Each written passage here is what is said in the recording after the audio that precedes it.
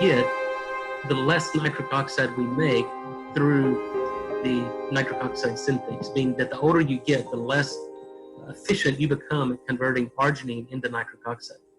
Now this is important because there's a number of nitric oxide products on the market that have L-arginine. So you never lose you never become deficient in arginine, you just lose the ability to convert it to nitric oxide. So what these 4 independent studies show that, by the time you're 40 years old, you only have about 50% of the nitric oxide you had when you were young. So we thought, well, if you can prevent the age-related decline in nitric oxide production, can you prevent age-related disease? And the answer is yes, and I'll take you through that.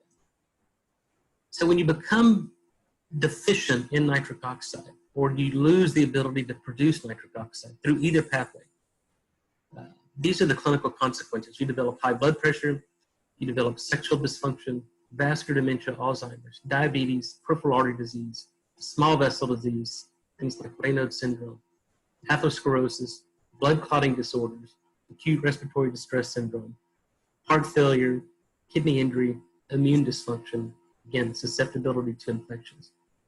So it appears to me that every single human chronic disease, the things that really drain the healthcare system and the economy, is related to the treatment of chronic disease. And all of these are due to insufficient nitric oxide production. So if you can just fix this one thing, nitric oxide production in the human body, you can basically affect and control and better manage every single one of these chronic diseases. The next little project was on mechanisms of nitric oxide. It's anti-aging. It's known that you need, again, go back to the very first concept, that you need blood flow to the small blood vessels of the skin in order for the cells of the dermis and epidermis to do their job, to turn over, to produce collagen. But it's also known that if you have reduced blood flow to the skin, that you lose hydration, you develop the signs of aging, and the skin texture, elasticity, and thickness, and all the things associated with aging begin to advance. And so I developed a nitric oxide topical serum that, again, if your body can't make nitric oxide, then we do it for you, and then we fix the reason your body can't. And so this is a dual chamber delivery that if you could combine the contents of each chamber, mix it together, it generates nitric oxide gas, and you apply it to the face. You can see here 30 days before and afters. The age spots go away. You can see here what we call the turkey neck. This is 30 days. The redness, the fine lines and wrinkles really become much improved after 30 days. And again, these are just before and afters. Very effective at wound healing. This was, I think, 10 days of just applying the serum to really almost full thickness wound here, and you get complete closure within 10 days. Any type of inflammatory skin disease here, you can see very effective in changing these acne spots. And again, this is a 13-year-old. This is 3 days use. And it's independent of skin tone and texture. So even in patients with darker skin, you get the same effect.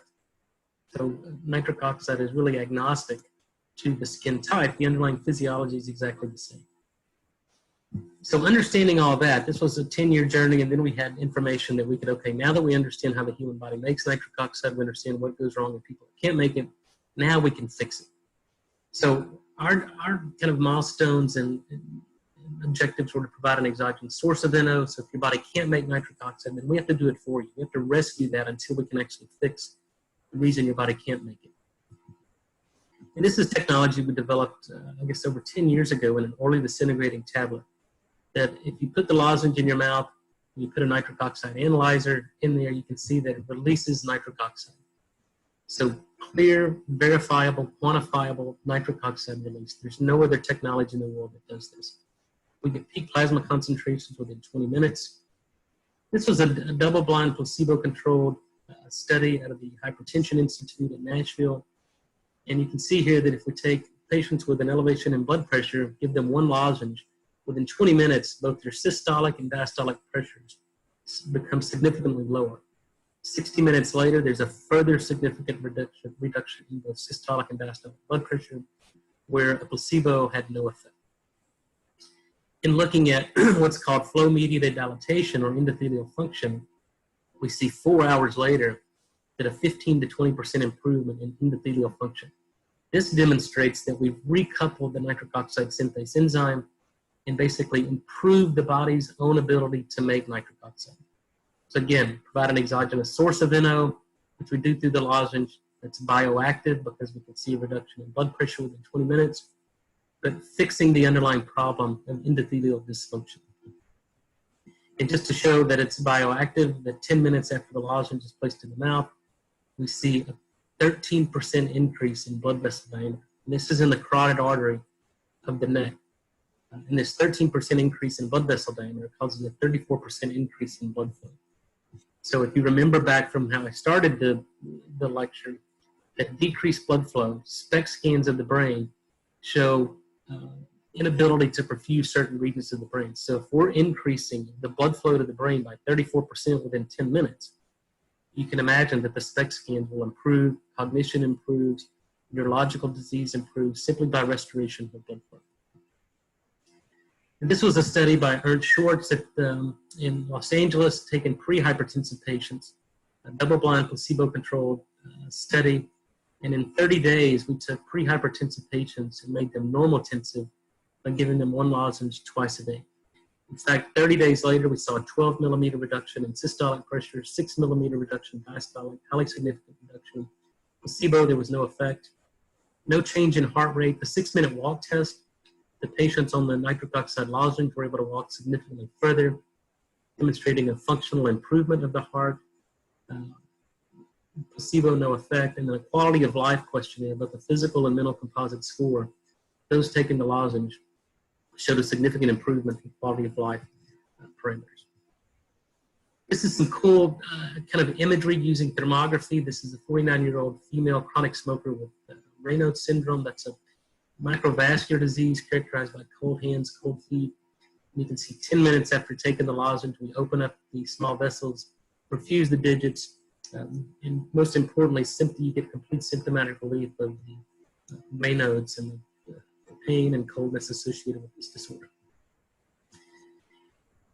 And this was a study by Ed Lee, an endocrinologist in Florida, that took patients that had stable carotid plaque for the previous 3 years and did nothing more but to put them on the lozenge, 1 lozenge twice a day for 6 months.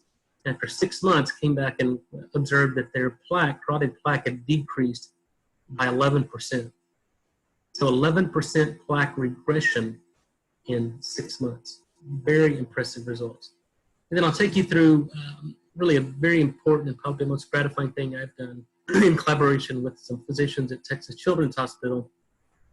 There's a group of patients born with a condition called arginose succinic acid urea. It's a urea cycle disorder. These patients are born without an ASL enzyme. This is the enzyme responsible for, along with arginose succinate synthase, converting citrulline into arginine. And so without this enzyme, you get a buildup of arginose succinic acid, and that's the basis for the diagnosis.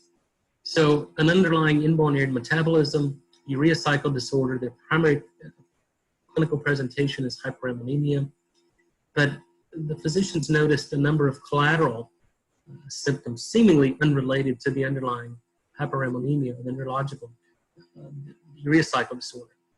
They have liver dysfunction and cirrhosis, blood clotting disorders, neurological dysfunction that appeared to be independent of the recurrent hyperammonemia, resistant hypertension, and then kidney disease. The question was this more than hyperammonemia? And so in collaboration with them, we published this in Nature Medicine in 2011, but we discovered a new protein complex and really a higher sophistication of regulation of nitric oxide. It's the ASL enzyme that tethers the eNOS enzyme to the membrane. And then this protein complex really provides a sophisticated way of intramolecular shuttling of substrate. So arginine comes in, it's shuttled through the eNOS enzyme to get nitric oxide, provided the enzyme is functional. Then you get citrulline as a byproduct. And then the citrulline is shuttled through ASS and ASL enzyme to generate arginine. And then it's the arginine that comes from citrulline to the urea cycle that goes to make nitric oxide. And so you get regulated both spatial and temporal control and regulation of these substrate shuttling to make nitric oxide. And so it became apparent that if you don't have ASL, as in these patients, this protein complex falls apart, and it's probably the best genetic model for complete nitric oxide deficiency. And clinically, if you look at the blood pressure profile, at 5 years of age, this was a single patient that was diagnosed. You see, for 10 years, his blood pressure was very poorly managed, even on standard pharmacotherapy. And in February of 2010, I believe he presented to Texas Children's Hospital in the intensive care unit in hypertensive crisis. We realized then it was a nitric oxide related problem. The physicians decided to dose him with isosorbide, which is organic nitrate. It generates nitric oxide. His blood pressure was very well managed for a couple of months, and then he started developing tolerance to organic nitrate therapy, which is standard. And then came back to Texas Children's, taking 20 milligrams 4 times a day, I believe. And then we put him on the nitric oxide lozenge. His blood pressure normalized, I believe, within 4 hours. So we can completely overcome the non-responsive or the resistant to standard antihypertensive drugs as well as organic nitrates simply by utilizing the technology we developed to give the body an exogenous source of NO that's not involved in tolerance development, as well as trying to fix the underlying nitric oxide production pathways. Within 5 months after starting the nitric oxide therapy, his heart disease had completely normalized. This correlated with an increased number of circulating endothelial progenitor cells. And his kidney disease resolved within, I think, 2 to 3 weeks. We stopped spilling protein in the urine. So very important clinical observations with just restoring the production of nitric oxide. And I'll take you through kind of some non-invasive measures of vascular dysfunction. This is a 3-minute test that's really looking at structure and function of blood vessels. You're looking for type 1 and type 2 blood vessels, which means that the vessels are soft and compliant with no plaque. Or when you start to get into type 4, type 5, type 6 blood vessels, these are stiff arteries, a lot of plaque built up, and they become non-responsive and non-compliant, and tells us that you have advanced vascular disease.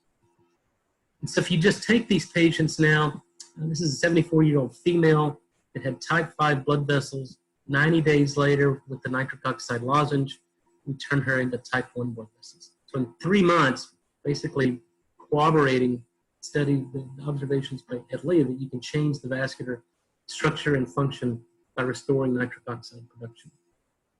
Here's another patient, type 4 to type 2 in 60 days. 60-year-old male, type 4 to type 2 in 60 days. It's really some really important observations clinically on non-invasive measures of endothelial function that show without a doubt that if you restore nitric oxide production, primarily through this nitric oxide lozenge, then you can basically prevent and reverse vascular disease. So what are the steps to treat chronic disease? Obviously, these are acute, kind of traumatic injuries, but the principles are the same. So you give the body what it needs and it'll heal itself. You eliminate toxins. How do you do this? Remove infected root canals, use an infrared sauna to detox, and then drink and bathe in clean water. Restore the production of nitric oxide, and then apply good nutrition to restore missing nutrients. Then we apply the voltage to maintain cellular potential. You can do this through these devices. You can do this through grounding, walking barefoot outside on the grass or on the beach. But this goes back to basic biology and cellular biology of what the cell needs to, or what the body needs to make a new cell